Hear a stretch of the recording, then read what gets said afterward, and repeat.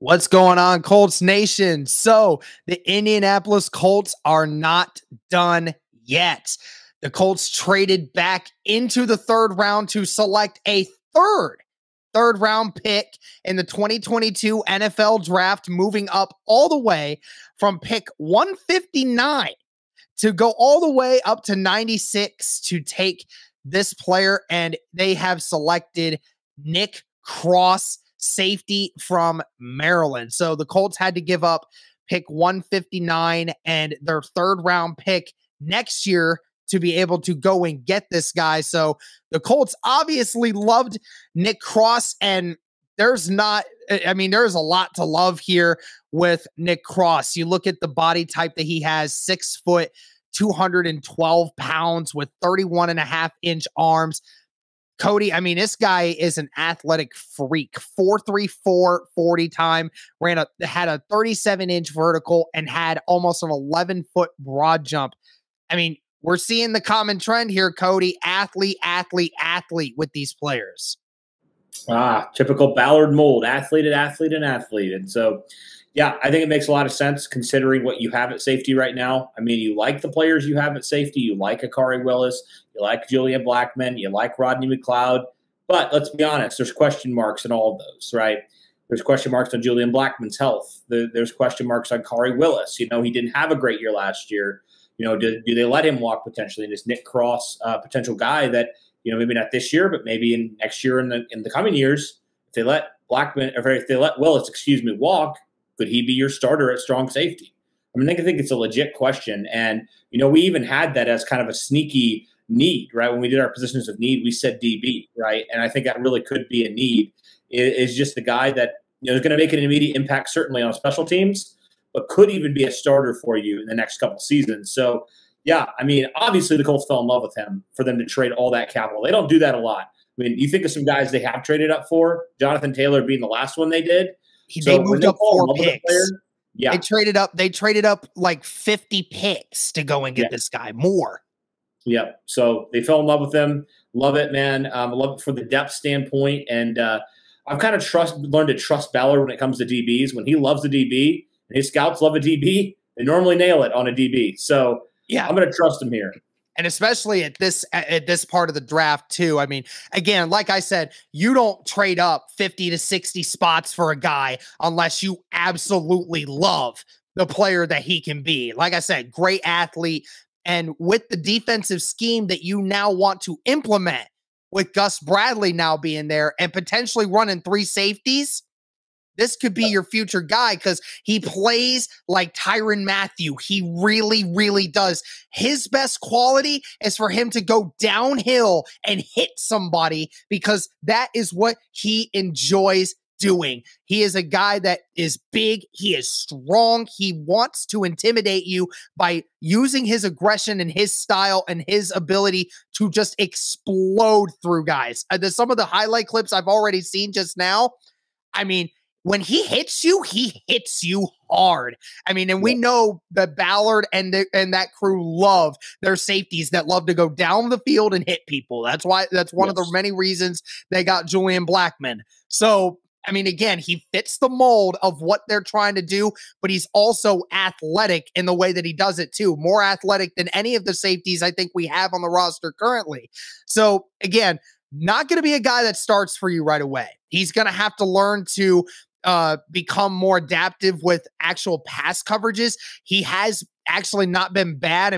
He posted 45 tackles, tied for the team with 2 interceptions and 5 pass breakups in 2019 as a freshman.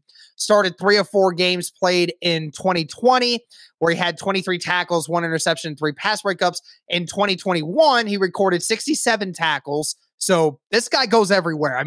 That's a lot of tackles. 3.5 for loss with 3 sacks, tied for the team lead with 3 interceptions and added 4 pass breakups with 2 forced fumbles. So this guy is all over the field, and he also creates turnovers. You're seeing that. He hits people hard. He forces fumbles. He gets a few interceptions here and there.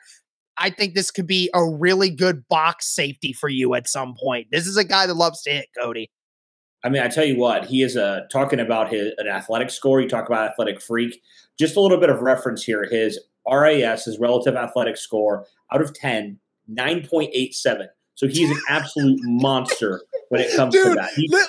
Look, the Colts drafted Alec Pierce, who had a 9.83. That was 48 out of 2,000.